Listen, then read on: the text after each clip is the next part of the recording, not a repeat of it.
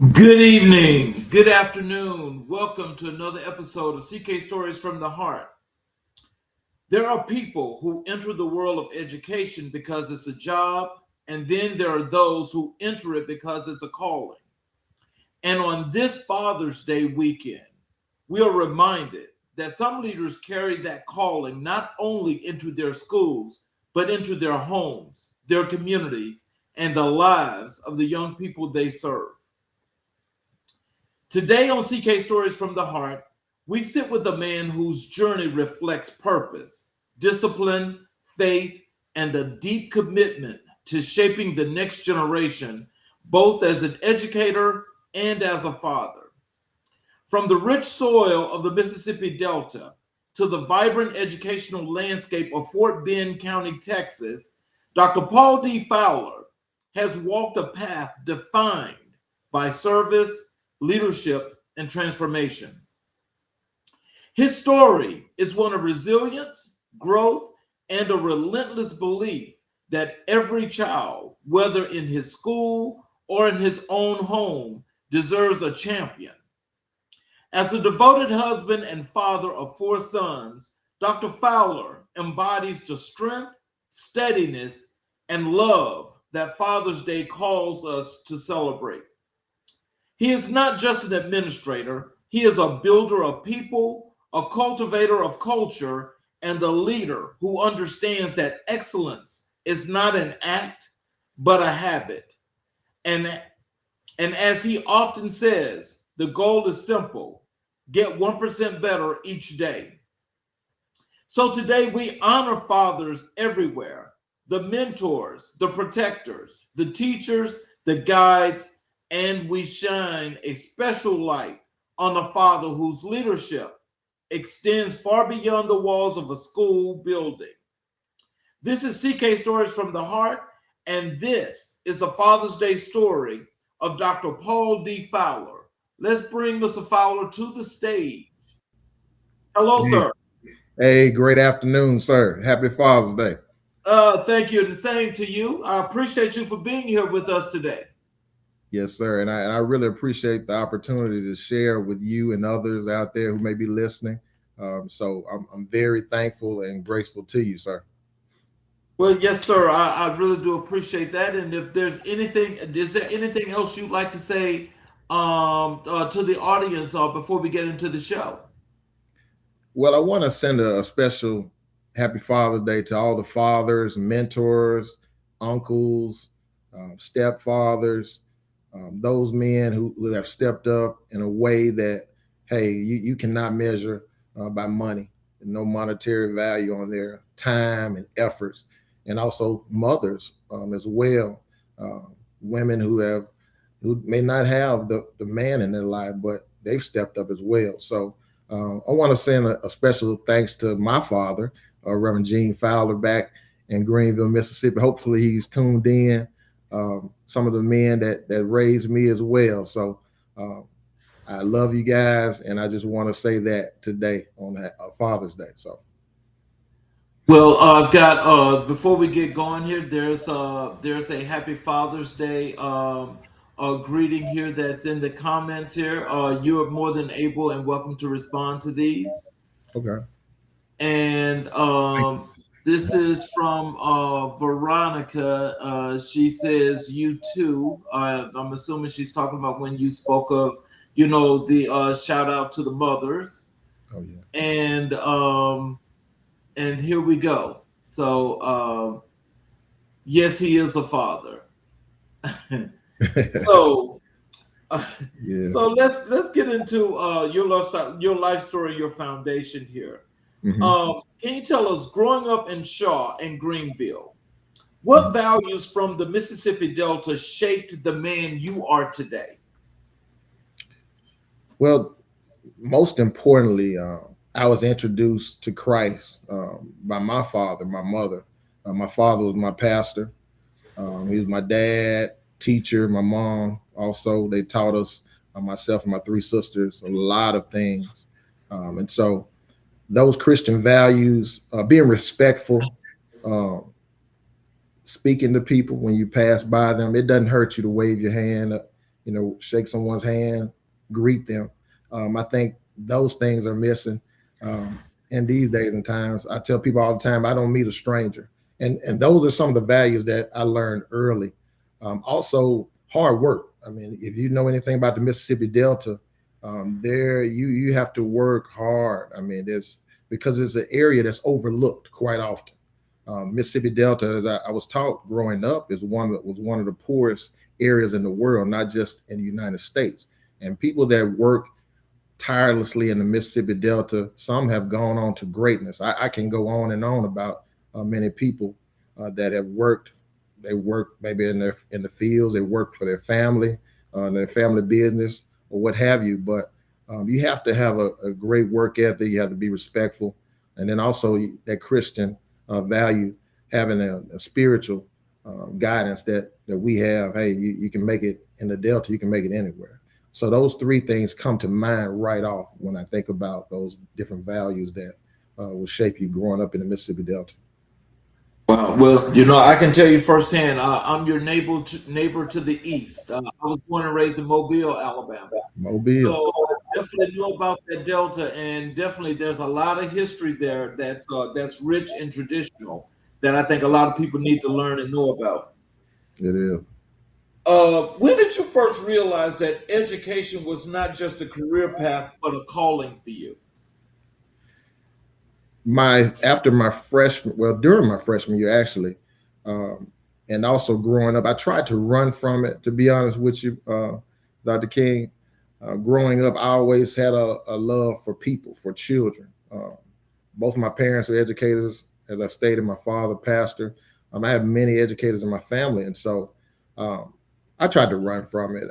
I knew deep down I loved working with people, but I wanted to major in broadcasting and journalism. And fast forward to my freshman year at Jackson State University, I love my Tigers.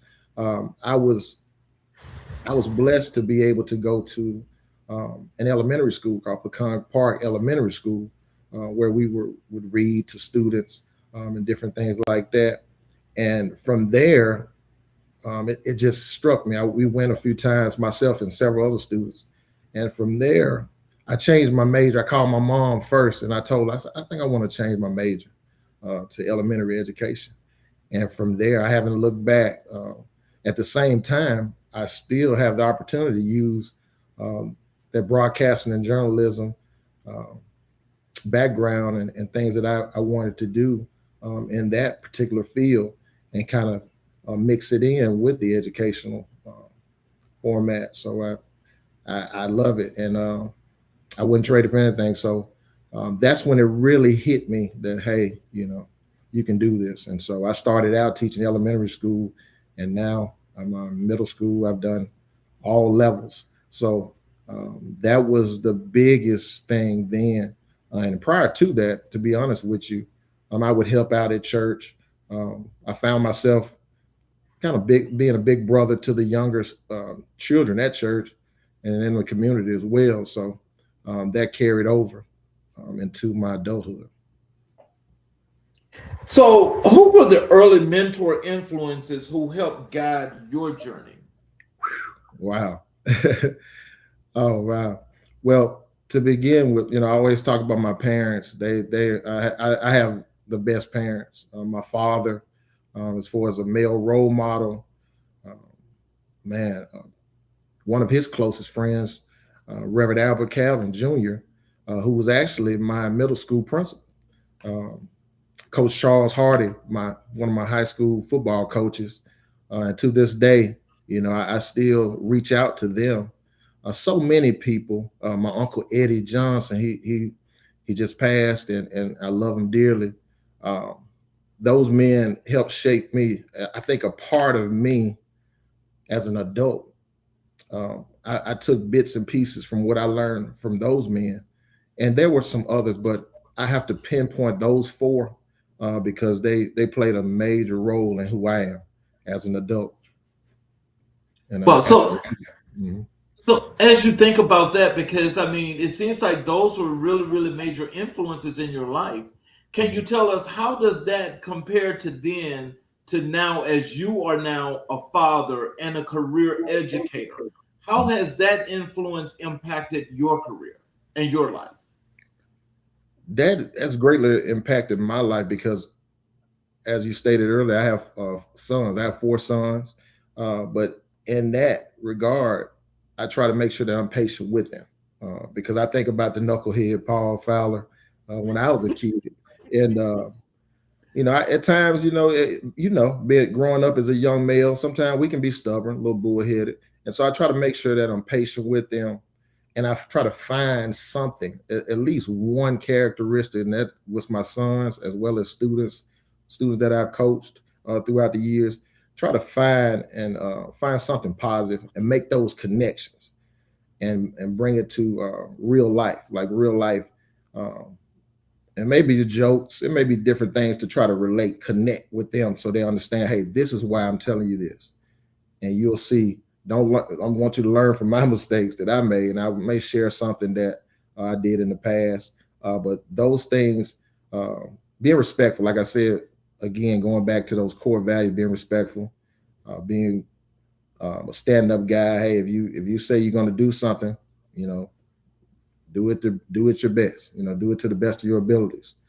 So I want to make sure I tell them those things starting off, and then from there, slowly be there with them to kind of coach them through things because it's difficult. You don't want to hold their hands, but at the same time, you want to be there, let them know, hey, I am here for you. I want you to grow, learn from this. If something negative happens, not jump down their throat so much right off, but try to be that person if they need somebody to cry to. And I tell them, hey, it's okay to cry. Hey, be strong. But at the same time, now we need to learn from that mistake and let's move forward.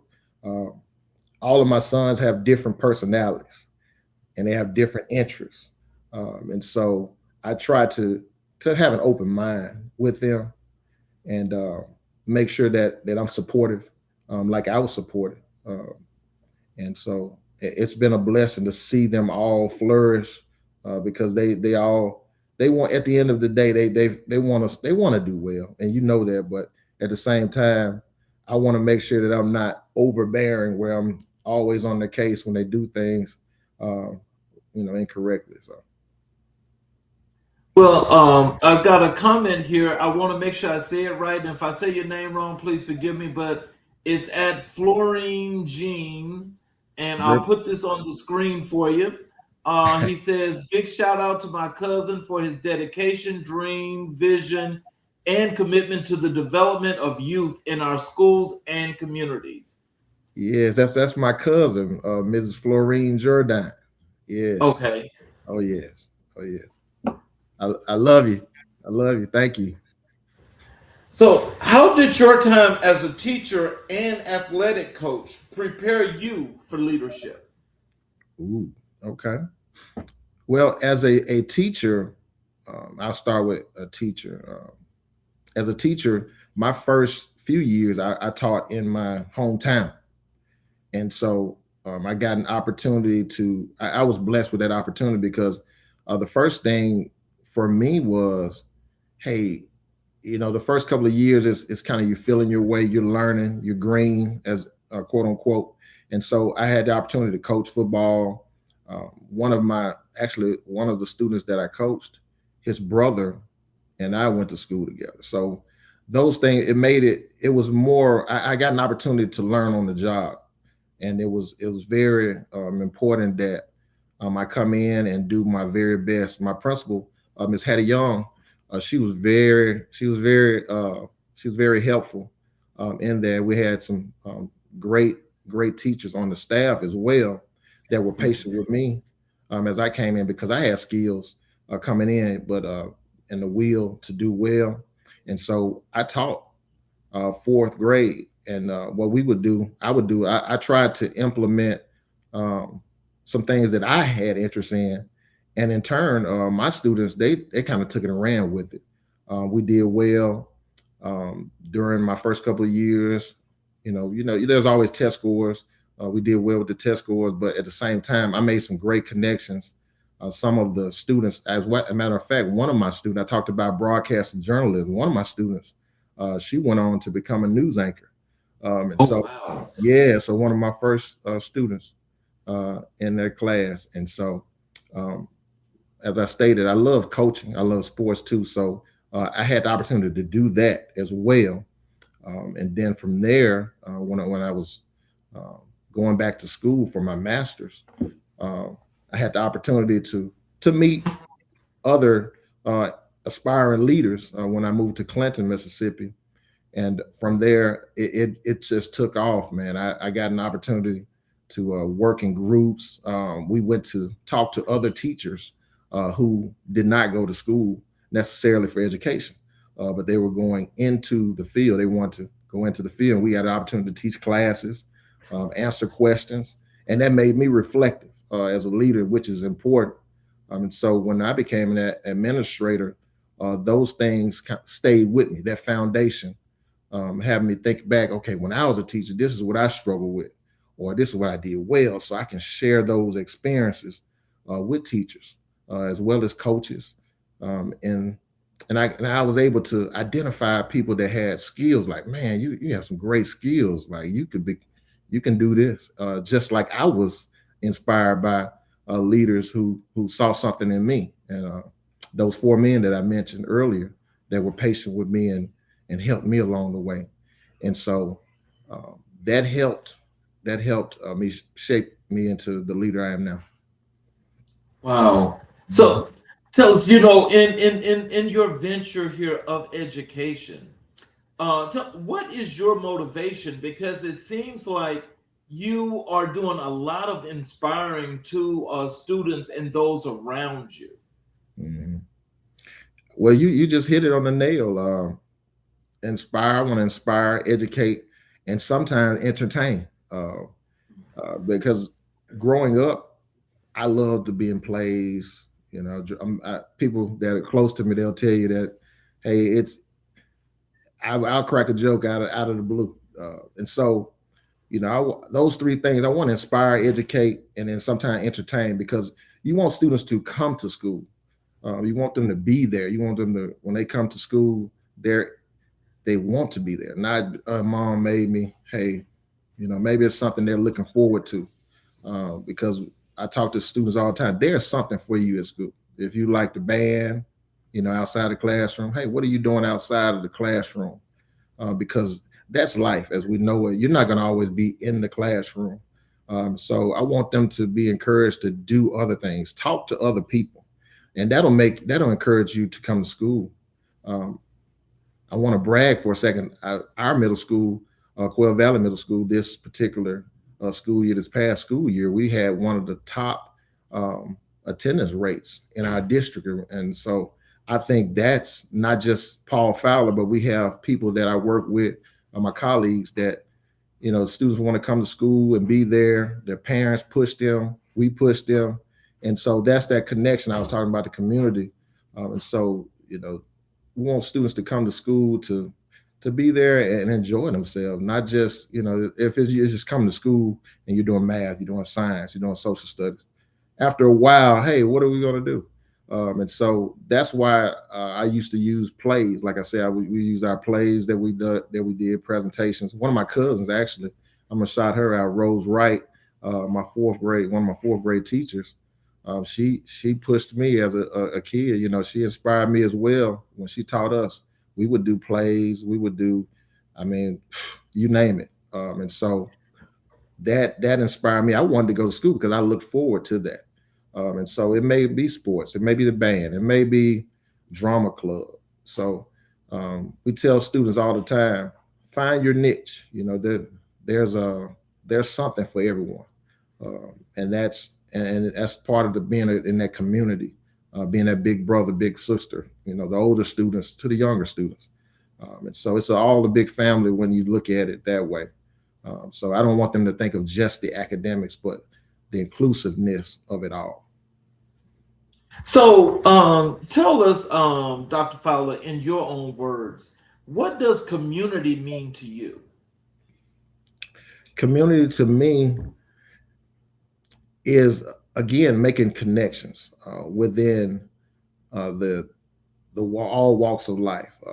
I tell people I relate to people from infants to seasoned adults, uh, for a better term. And it's a great thing when you talk about community, the families that within the families within the community linked together. Everyone doesn't always have to agree or have the same, like we said, political values. But if I see someone that needs help, they're part of my community, whether it be black, white, whatever it is. And so I want to encourage people to understand that in your community is not just the people directly in your community, in your town, wherever you live, like you said, in Mobile or Greenville, where I grew up. Community is linking everyone together in some shape, form, or fashion, having that love for mankind. So the community, you see a need, you help someone. All right, you love that person genuinely. Not you don't have to, you don't not always have to call people every day. Hey, reach out to your neighbor. You see them struggling. You see your neighbor down the street that needs something done, and you're great at it. Hey, lend a hand to them. And so, I think about community not just on a small scale, but globally as well. So those are things that come to mind for me. So, what does 1% better each day mean to you on a personal level? Mm. On a personal level, being reflective. I'm gonna go back to that. Um, my prayer every morning. I told my wife my prayer every morning when I get in the vehicle headed to work is, hey, if I can help somebody, if I could be a blessing and not a hindrance, then then I'm doing what I need to do for that day. Um, my thing is I want to be reflective and look at, hey, what did I do well today versus what did maybe something I need to work on. And so when I see something I need to work on, a lot of times it doesn't help you to just make a big fuss about it, be reflective about it. Seek out support, seek out resources. If you're not great at something. So I'm speaking to me, but I'm speaking to all of us as well. Those things, when I say 1% better, uh, I want to do better than I did back in August, at the beginning of the school year. I shouldn't be the same Paul Fowler in 2026 that I was in 2024 or 2018. So that's why I always say that 1% better, and it kind of keeps you motivated internally, because you have to find that motivation within yourself, and I seek those things out as well. I saw that um, in the past, and it stuck with me. So I try to dig where I can to find some motivation where I can inspire myself first, and then from there inspire others. So that 1% better is being reflective and just working on yourself, so that you can improve. And I still have a lot of improvement to go, even though I'm over 40, well over 40 now. Those things that keep me going. Mhm. We have another comment here. There's a hi here in the comment. All right. Hello. And let's talk a little bit about your leadership and assistant principal work. Hmm. What is the heartbeat of your leadership philosophy as a school administrator? Ooh, that's a great question. Um, one is one of the, well, actually two things with me. Uh, I believe in teaching and educating comes from behind the heart and not from behind the desk. And on the second thing is making connections, um, being relatable, listening, talking to people. And so I believe in having that love for students. I have a love for students. I have a love for people, and I want to see people doing well. And so anything that I can do for students, I try to make sure that I do that, whether it be academically, whether it be socially, whether it be, hey, calling parent, hey, I noticed something. Mm, let's try to let's work together on this. Or maybe pulling that student to the side. Hey, I see you sitting by yourself. Hey, there are some other students over here. Or I have a maybe have a little joke for them or something like that, just to encourage students. And again, with making connections, and then with um, teaching from behind the heart. I have to have that openness with teachers that I serve as well, supportive of them, listening to them, because I said earlier, I have to see myself sometimes in them at that stage. And I have new teachers. Sometimes you have teachers like myself that have families, so you have to have an open mind, have an open heart, and have a heart for people, because it's your servant at the end of the day. And that's how I take the position, and that's the position that I take daily.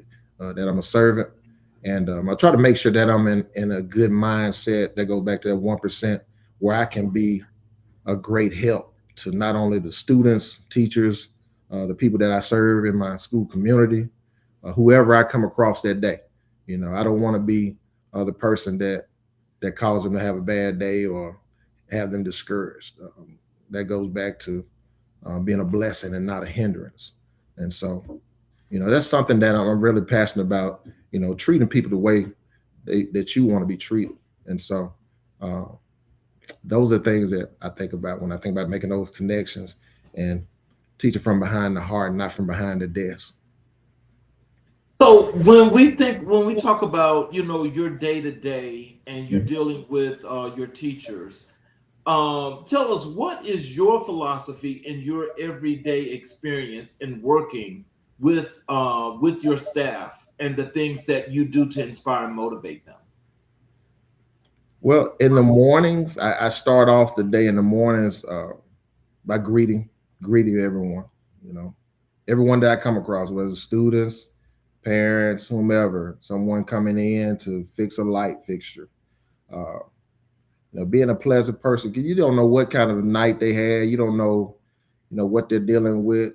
Uh, and it's a big thing for me because sometimes I need that too. I might run across someone and I see a shirt they have on. I like this shirt you have on.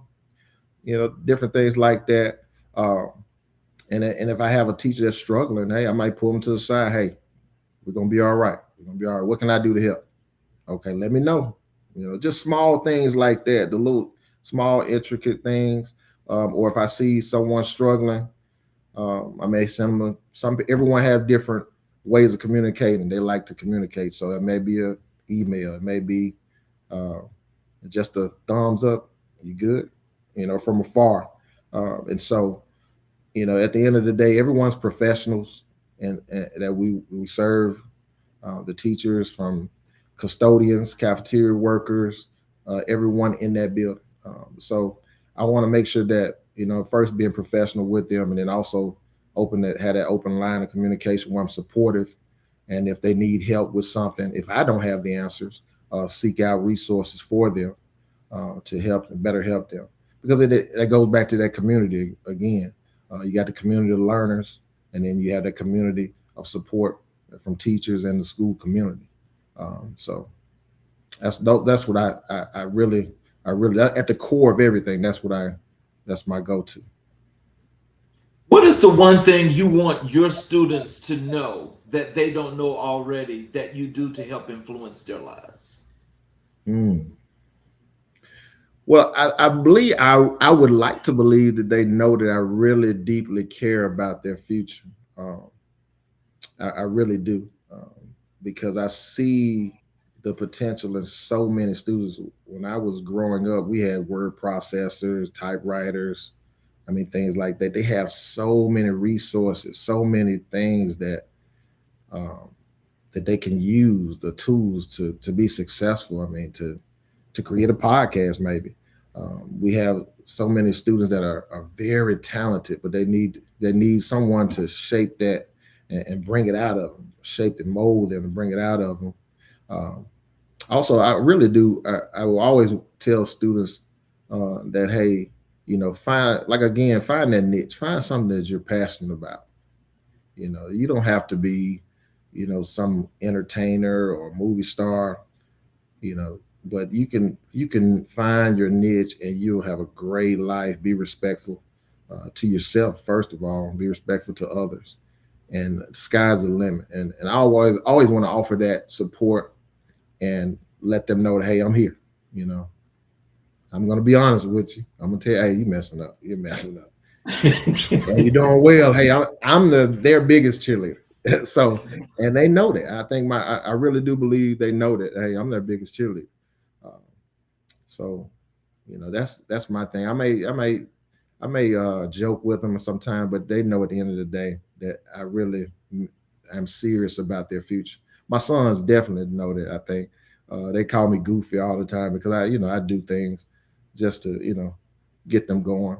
Uh, but that's who I am. But uh, I may do an impersonation.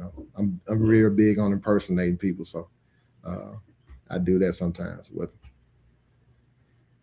How do you approach building strong relationships with students, especially those who may be struggling? mm,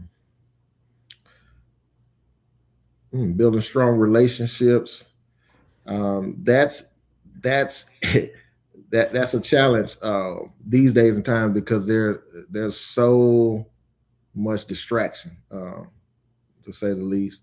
But what I do is I always try to make sure that I'm related to my list. I listen a lot to. A lot of times they'll tell you without telling you things that are going on with them, the way they perceive life in general, and so um, I always try to relate to them and talk about, hey, this is what I noticed, this is what's going on, and I try to deal with facts versus um, what I perceive.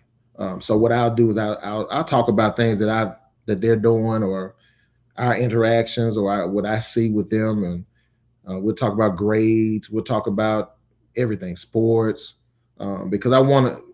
It depends on who it is, and then with young ladies, I was blessed to grow up in a house full of women, so I had three sisters as well as my mom.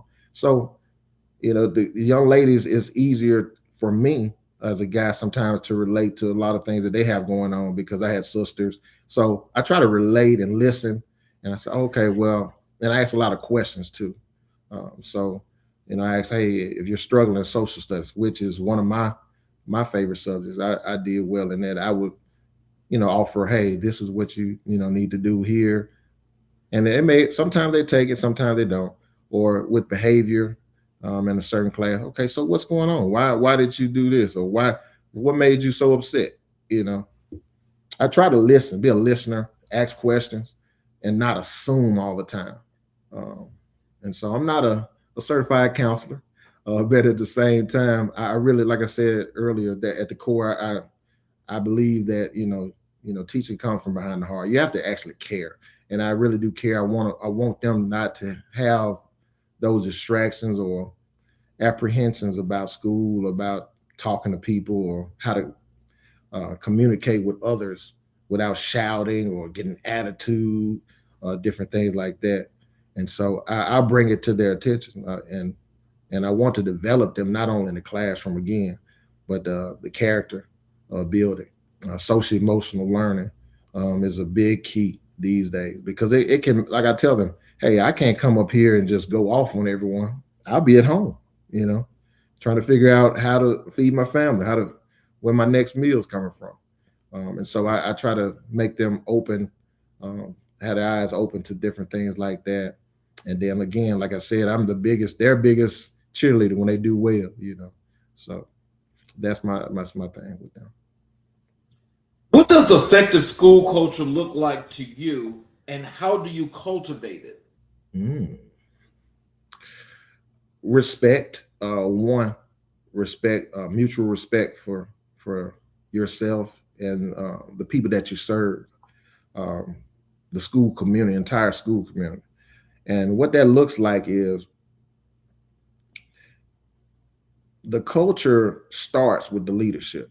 So I can't tell my teachers, my students, hey, be respectful, talk, listen to people, open the door for the young ladies, for the guys, do these things. If I'm shouting, screaming at everyone, coming in, walking right by people, uh, if someone's struggling in math and I'm great at math, was that, oh, well, you have to figure it out. So when we have opportunities, in our building. Those people that specialize in math, specialize in social studies, science, English. Hey, those are the people that we ask. Hey, let's try to stay back and mentor and tutor students. Those things have to happen. We have a strong PTO. Parental involvement or parental engagement is such a key, and so from the students, teachers, administrators, cafeteria staff, the front office staff, parents, PTO, everyone involved, local businesses. When we have parent night out, hey, we need everyone involved because you play a big role in those students' lives, and that's where we want to look at the core students. They're learning, and not just learning academically, but they're learning how to be productive citizens, and so that plays a huge role in creating that culture. But it has to be invited, it has to be welcomed uh, by everyone, and everyone buy in. It may take a month, it may take 2 months, sometimes it may take a school year or 2 school years. But at the end of the day, there's a proactive effort. There has to be a proactive effort from leadership, and that's where we come in. Leaders not only in the school, but leaders in the household, leaders in the community, and thinking about those students and what they need, and from there, pointing out those great things that they do, and then when they have slip ups or things that they need to work on, being respectful, being supportive of them, and that creates a culture of positivity, of encouragement, again of respect. And so, at the end of the day, that's what you want. Uh, and it may not come, like I said, it may not come overnight, but at the end of the day, you want to work towards that. So, how do you balance structure, accountability, and compassion in your leadership style? Mm. Well, as I stated earlier, I love to. I'm more of a. I'm not a person that I'm not your traditional administrator. If that makes sense. Uh, the structure portion of it is, again, coming to work with the mindset of getting 1% better every day, and what that looks like is me coming in, okay, seeing a need. What can I do to support? What can I do to help Paul Fowler? And then from there, reaching out to my resources. And my resources are, sometimes it may be students. I may know a student who's very influential. I know a teacher, parents that are very influential, and getting some things done. And it kind of goes back to the cultural piece, and the climate and cultural piece that we just talked about.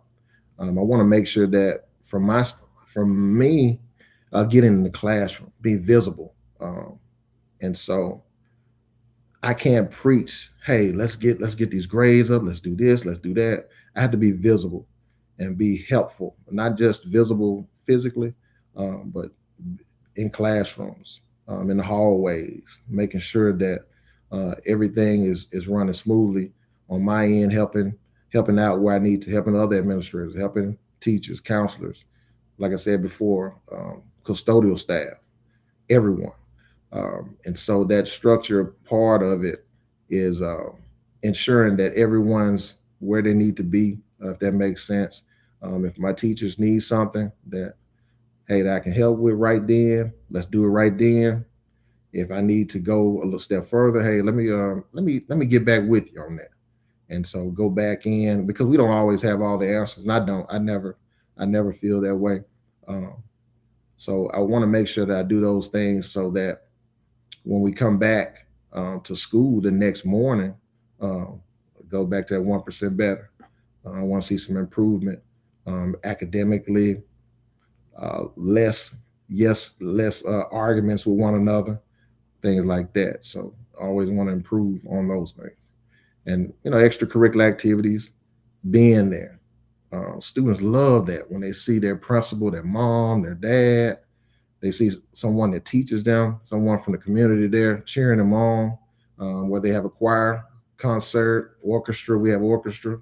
um, athletics, wherever it may be. And so those things play a huge part in the structural piece, um, with our teachers, with our students, and with our school community. So when we think about you think about your role now as an administrator, Mhm. can you tell us what is one leadership lesson that took you years to fully understand? Mm. One leadership lesson, that there are several, but this one is something that I think many of us as leaders, in education deal with, and that's delegating time. I mean, because you want to see things done, you want to be here, you want to be there, you want to make sure things are right, but at the same time, you have to take care of yourself, um, to make sure that you're physically, emotionally, spiritually able to lead. And so I had to learn. I'm still learning that to a certain extent, that hey, you need to slow down sometimes, because you're going to run yourself, you know, ragged. You're going to get yourself sick, trying to do too much. And so I think with me, that's something that I had to try to slow down over the years. Um, I felt like, hey, I'm young, I'm healthy, I can handle it. Okay, make sure you eat, properly. Take a second to eat something. I had a principal. I had a principal. She's almost like my I call her my school mom. Miss Lucille Lovett. She'd ask me all the time, "Hey, Fallon, did you eat today? Did you?" I'm like, you know what? I need to eat, because you'll be burned out, and you won't have anything for your family. Won't have anything for your students when they need you, teachers, because you'll be so mentally and physically drained. And so Mhm. there's a pace, that I've been learning to take, as well, to try to slow down sometimes, so that I can, be at full strength, for others. So I think that's something that sticks out for me. So, how do you support teachers in becoming the best versions of themselves? Mm. Well, we have I have an opportunity to go to classes and observe, quite a bit, and I have opportunities to share with teachers one on one, and sometimes, different things that I've seen or I've used throughout the years, to help them, in their instruction. And so I try to offer those things, and a lot of times when we talk after, they've taught the class, or we were talking, post, um, conference after, um, an evaluation, we'll get an opportunity to talk about some things, and we'll see. Oh, like, well, I saw it this way. Okay, well, this is what you were trying to do. Okay, well, look, let's try it this way next time, and I go from there. So there's a good thing for me, because, um, there's a different set of eyes on things, and sometimes teachers they're very open to it, because they say, oh, okay, well, okay, I didn't see it that way. And so that's that dialogue. Or I may ask questions about why are certain things here, why are certain students, okay, I know the students are like, okay, so how did you get this student so engaged? Like, so those are things that I do, try to create that dialogue, in between, teachers, and, let them know that I'm there. One, being asking those questions, being present, walking around, and sometimes it may just be for 5 minutes, 10 minutes, and maybe for the designated official, evaluation of 45 minutes. But I want to make sure that I'm there to support them. And at the end of the day, I always let them know that, hey, let me know, if you need any help. I always try to offer that. And there may be some times where I have to give some constructive criticism, but at the end of the day, I want them to know that it's not a I got you. It's that I have your back, and I want you to know that. By the times I come in, I may pull a kid to the side. Hey, let's get better at this. Um, and I want them to see that. I want them to know that, hey, I'm here for you. We're on the same team. Hmm. What is the most rewarding part of serving at Quail Valley Middle School?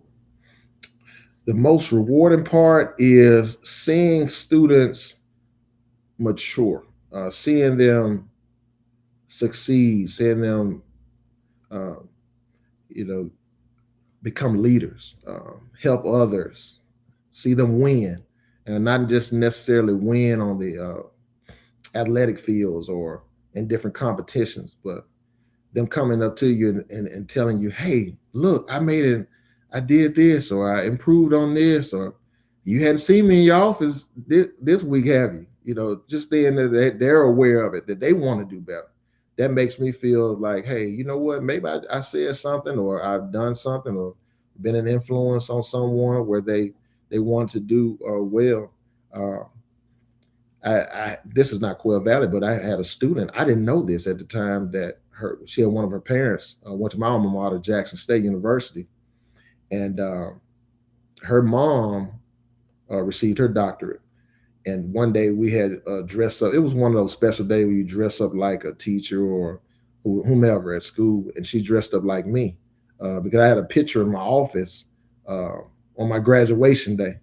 And so she said I wanted to dress up like Dr. Fowler. So I almost cried that day when she did that. I have a lot of those stories like that. That really touches home to me. I had a student that wrote me a letter. Had dropped out of school before, things of that nature. And we connected, and I always tried to encourage her. She had a lot of different challenges, and she wrote me a letter at the end of the school year, a couple of school years ago. And I kept that letter because it was very encouraging to me. Some things that she pointed out that I didn't think she paid attention to about me. And so when you touch the lives of students, those things really stick out to you. And that makes me know that, hey, maybe I'm doing something. I've done one thing right. Uh, I have a student that now Quill Valley. Uh, I won't say his name, but he has my heart. I mean, he's a good kid deep down. He has some challenges socially, and then sometimes that carries over to him in the classroom. But I saw I saw a huge improvement in him, in his self esteem, different things like that, and I can see him, moving forward next year and the year after that, and becoming a great student, not only in the classroom but out of the classroom as well. And so I'm gonna add one more, one other student that we have. She used to be very emotional, very confrontational, and that caused her to get behind on her academics as well. But toward the end of the school year, I never she came to my office. It was just to say hello. I mean, she stayed out of the office. She improved well. Her parents, they're very proud of her. I'm proud of her. Our counselors did a great job of working with her. Her teachers, and it goes back to that community. Those are success stories that you don't see on the news all the time. But I take them right here, and it really makes me inspired. And so those are some things that I can think of as far as inspirational stories with some of my students from recent. How do you navigate the challenges of modern education while keeping students at the center? Mm. Again, I want to. I see myself as being resourceful. If I don't know the answers to some things, because every education changes, just like life. Everything's changing every year, and so there are some things that I need to go and research as well. And so I try to stay on top of those things, research, ask questions, and if students have questions that I don't have the answer to, we have very bright teachers. I mean, extraordinary teachers that are very well versed, and they go to different professional developments, myself included, administrators, and we pick up some things. And I may see it one way and get it. I'm like, okay, get it right off, and take notes. And I share notes with teachers. So to go back to your question, many times students that need those extra um, supports, as you would say, There are teachers that have some great teachers that help, like willing to help with tutorials. Um, hey, pulling students during their PE time. So I want to make sure I make that my portion of that, or my role in that, is making sure I identify those quickly, so students won't get left behind or fall through the cracks. And so I want to make sure I stay on top of those things. I'm not the best math person, but I know someone who is, and I can get those students with them, and then make sure that I study and listen when I go into classrooms and catch on to certain things, because the important thing again is at the source is those students, making sure they know what they need to know, and know the core values and the core structures of those disciplines within English, math, social studies, science, and then they can be successful at the end of the school year. Well, before I go to my next section, I just want to tell you that, I'm sure your students more than appreciate you, because I hope that, and with the audience that's listening today, I'm more than sure that they appreciate you as well. I just want to tell you, as to so many other educators that have come to our platforms, that I've got to say this, and, it's just a distinction that's real, Mm-hmm. is that you, as another top-notch educator that's happened to be a black man, is really showing, the differences that you make in the school system, in the education system, Mm-hmm. because it's so many people like you, so many men like you that's in education, that's making a difference, that people really don't get the opportunity to, one, hear, to know you, and to know what it is that you're doing. Mm-hmm. And that's why I've got to say I'm so proud and so happy again that you're here on CK Stories from the Heart, because what you're doing is what a lot of kids need.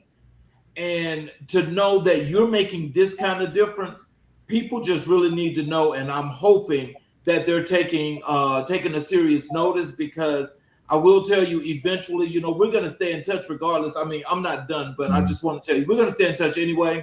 But I'm also thinking about just doing a highlight of all of you guys that's been here, and making you all change makers, and put you guys on my website, because this is really important work that you're doing, and I want to thank you in advance. Thank you. Thank you for having me. I have so much I can share. We'll be on here for hours talking about my students in school. So yeah. So let's talk about your community engagement and impact. Mm-hmm. What role does community engagement play in student success? Mm. It plays a huge role. I can't even really put it. I'll say this: students can see you every day. They can see your teacher. They can see mom, dad. But someone that comes in from the community, business owner, a lawyer, um, a former student from the school who's become successful in whatever they're doing. A representative from Chick-fil-A, um, as I stated earlier, PTO, in our school is very, very visible and very helpful. Man, we ended the school year with um, close to 700 students. If they were there at school that day, I'm not sure that all of them there in two grades. They pulled out the Kona ice truck at the end of the school year, and so they see people that, hey, man, they really care about me. They didn't have to pay for it, at all. They didn't have to buy anything. And they see people that come in, that's not mom and dad, it's not their teacher, someone at the school, that really inspires them, and they ask questions. Now they're having questions. We had career day with our eighth graders, and during the school year. I mean, that was a sight to see. I mean, you saw students dressed up in suits, and young ladies had their hair nice, and Man, it was a blessing at a young age. I mean, middle school students that see the value in their lives and see the value in what's coming years from now and maybe sooner for some because there's so many brilliant minds. I see some future business leaders out there. The community plays a huge role. Those school night outs that the restaurants that bring the schools to their businesses. Um, we had quite a few business leaders come in, and not just this school, not just in Quill Valley, but throughout the years. And I noticed the students they love it. I mean, they love. We've had welders come in, because everyone's not going to go to college. Everyone's not. Um, that's the reality of it. So that career readiness piece is very, very, very important. And so you have students that may go into vocational business. They may start their own business, lawn service. They may, become a beautician, stylist. We have a lot of fashionable students out there, and so we don't want to limit them to, hey, go to, become a teacher, become a lawyer, become a doctor. There's so many things that you can become. You may want to start a bakery for those students that like to bake. So I think having those um, community members, school community members, and that come in from outside of the building, students need to see that. Like they need to see it often, not just when we have the career fairs, but see them often. And that may motivate some. Everyone's not self motivated, so the ones that are not self motivated, they see that and it may spark a fire within them. And so at the end of the day, that's what we want. Like again, teaching comes from behind the heart. You want to have a heart for that. You have to want to be there for those students. Mm-hmm. I have another here comment here. Young lady is saying, I think this is a young lady saying, "Hi, sir. How are you?" All right, doing great, doing great. So let me just say this real quick. For those of you that are watching on our TikTok channel, if the show ends after the hour, please pick us up on the YouTube channel CK Stories from the Heart. That is for those of you on the TikTok channel. As we go a little bit over the hour, please pick the show up on CK Stories from the Heart. So, how do you build trust with families and community partners? Well, I feel like I'm a I try to just be my genuine self. I tell people all the time, hey, Dr. Fowler, like, hey, it's fine. You don't have to always call me Dr. Fowler because I always say I was Paul before I was Dr. Fowler. So just things like that, being relatable to people. I would try to remove that wall of, hey, administrator over here, teachers over here, students over here, people from the outside that come into the school. I want to be a person that is, like I said, I'm relatable. I think I enjoy talking to people. I don't meet a stranger. My family will tell you that.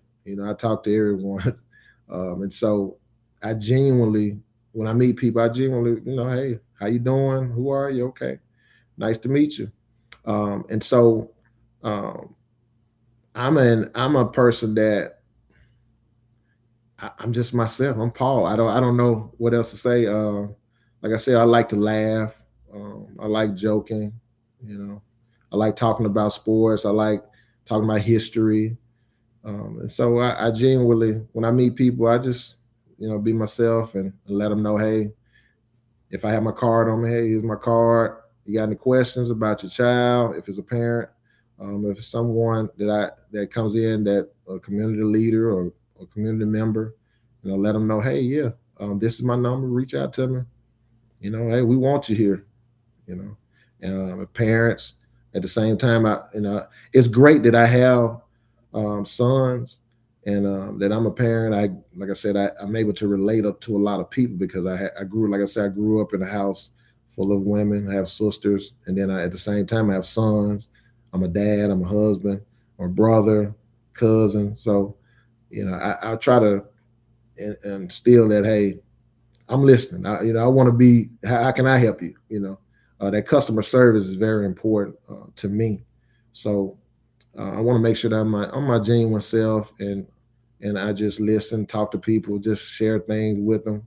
Make them feel comfortable when they come in, and just let them know that, hey, if you need anything and I can help with it, I'll do that. If I can't, right off, I'll find someone who can. Your child is safe with me when they're at school, and I do my best to make sure that I serve whomever that I cross paths with. So, what are some of the most meaningful community initiatives you've been a part of? Mm. Um, Let me go back. Well, one thing that I always say, I always talk about when I coached.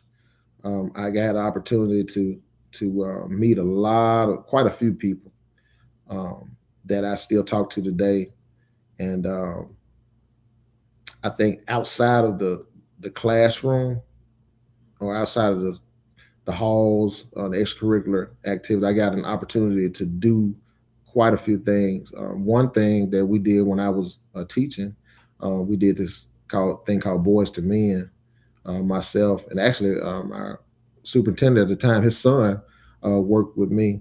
We worked at school, so it's only a few of us. We are actually, if I'm thinking correctly, we may have been the only two males on staff at that time.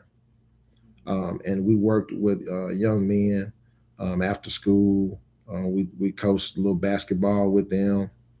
Um, and fast forward to now, I'm glad you asked me that, because I've been looking up how to become more involved with big brothers, big sisters here in the Houston area. And so I've been emailing back and forth with someone, and maybe hopefully we can get that in our school, and I can become personally involved as well as All Pro Dad, the former football coach Tony Dungy.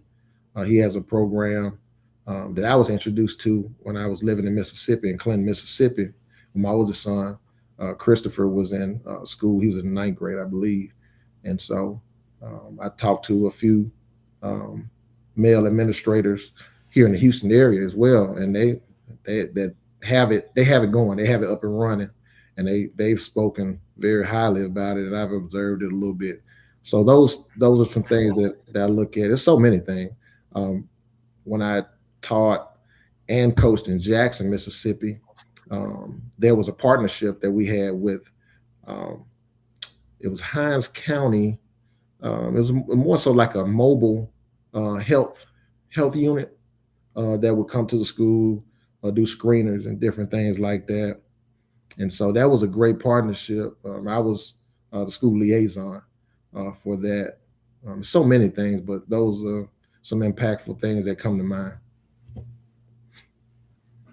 So, how do you ensure that students feel seen, valued, and supported beyond academics? Mm. Well, I often bring up this that when we are actually in the school, it's very tough for everyone to get that one-on-one time. Like you're talking about 1,000 students, and so whenever I have an opportunity to shout them out, whether it be during lunch, whether it be during a game, activity after school, um, during when we have an opportunity during awards days, newsletters. Those are some very opportune times for those students to get those shout outs. We have something that I wish we had when I was in school called Kickstart. Quite a few of my students, my grade level, um, they were doing very well with Kickstart, and I would joke with them from time to time. Hey, you never know. I may come in and challenge you. I just joke with them about that, but they did very well at competitions. And it would be students that you wouldn't think, just seeing them walk down the hallway, that have those they have aggressive personalities when they're on that mat. So I always try to shout them out when I see them. I'm like, hey, I heard you won. You know, say it verbally, not just say it. I'll just say it in the middle of the hallway.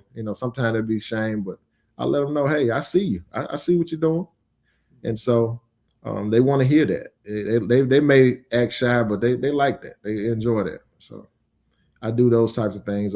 During lunch, um, I have the microphone, and so we'll talk about dismissing tables to go through the lunch line, and I think they get a kick out of hearing me. Sometimes I may sing on the mic or crack a little joke, shout out a student that's doing something well. So those types of things. It plays a big role in my day, and I think I get great encouragement from it as well to see students do well. Mhm.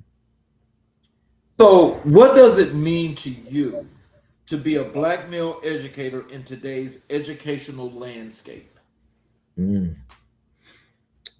It's like I say, it's a calling. I mean, it is not easy.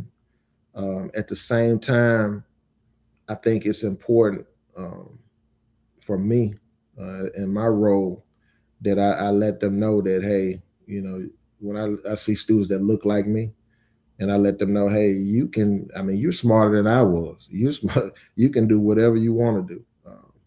Like I said, I'm their biggest cheerleader, and so I want them to see that, hey, somebody that looks like you may look a little better than me, can do great things, and if you put your mind to it, you can.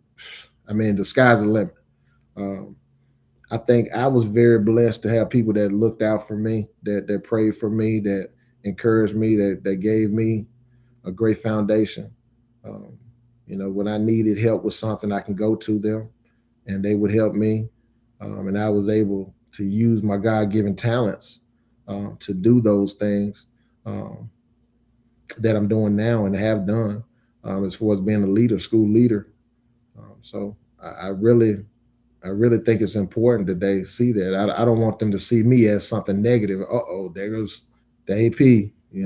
I want them to see me as, there's Fowler. Paul Fowler, someone that's got my best interests at heart. Someone that's encouraging me. Someone that if I need help with something, he's going to be there. Someone, hey, if I'm doing something wrong, he's going to hold me accountable. So I want to make sure that I'm that person. Mm-hmm. So, let's talk about your legacy, family, and purpose. Mm-hmm. As a husband and father of four sons, Yes, sir. how does your family inspire your leadership? Ooh, my family. Well, my family inspired my leadership. As far as my son, do you want me to go into my sons or just in general? That's so much. That's a huge one. Now I don't know if y'all have time for this one. Uh, my sons are huge. They play a huge role in my life. My wife, uh, and I always I'm very critical of myself sometimes, uh, but at the same time, I try not to take myself so seriously. Uh, I believe that they know that I'll do whatever I can for them. Like I'll go 120% over. My oldest son, um, he went off to school and he's done well. My second son, he's doing well in school. My twins, they're doing well, and they're about to go off to college. And I've just seen them grow. I always start off with them. I want to make sure that people know that it's not easy. It's not easy raising children. Like if you don't have children, you have no clue. But I think with my sons, I want to make sure that I'm being a role model first, showing them the way. Um,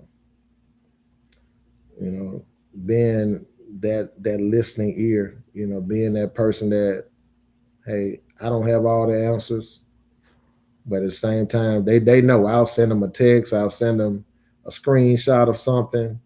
Um, if they have activities, if I can be there physically, I'm making the point to be there. Um, and I could go so deep into this, but those are things that for me, I feel are important for them to know that, hey, I love you. One, two, I'm going to be there, support you. I'm going to make sure that you have everything you need to be successful. If I can't get it for you, I'm going to reach out and try to find out where can I get this information? Where can you get it um, for them? So again, like my wife Roslyn will tell you, you know, I'm a big goofball. I just love family. I'm a big family person. I have a lot of cousins. Um, like I say, stated before, three sisters, in-laws, um, nieces and nephews that know, hey, you can call me if I can help you, I'll be there. So I'm real big on family. That's at the core. That's a big part of who I am. Like my family, people tell you, hey, I'm jumping for my family, um, and so. Final question. Mhm. When you think about your legacy, what do you hope people will say about the impact you Mhm. made? I would hope that people would say, "Hey, Paul Fowler was someone that was an inspiration. Um, he motivated people. He pushed people to be the best version of themselves. A person that's loving, respectful.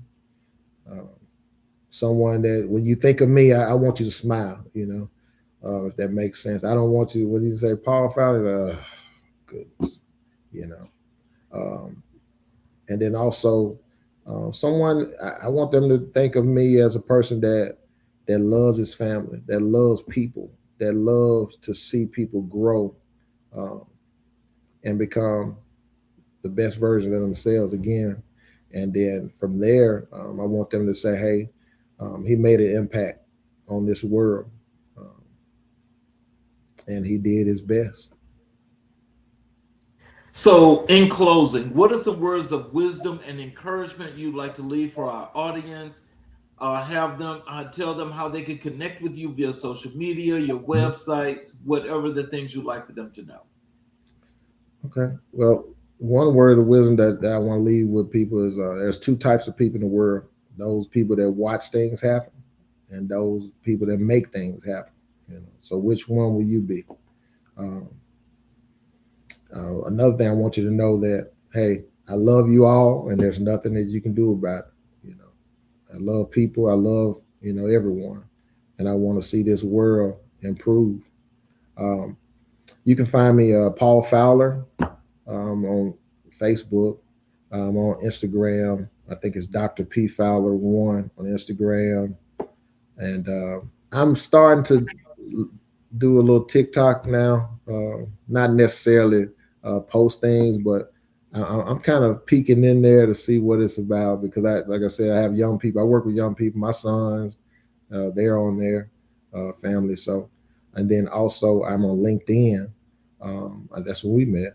Um, so Paul Fowler on LinkedIn, and the website. Hopefully, I can have a website up at some point, but I don't have a website personally right now.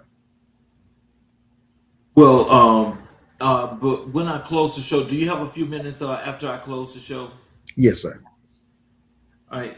For those of you that have watched the show and still watching the show right now, I want to tell you how much I appreciate you for tuning in on Father's Day in particular and listen to what Dr. Fowler had to say, not only about his family, but how community and his work as an educator in the school system, the things that he's making a difference in doing, and that impact that it has on the community. It's very, very important.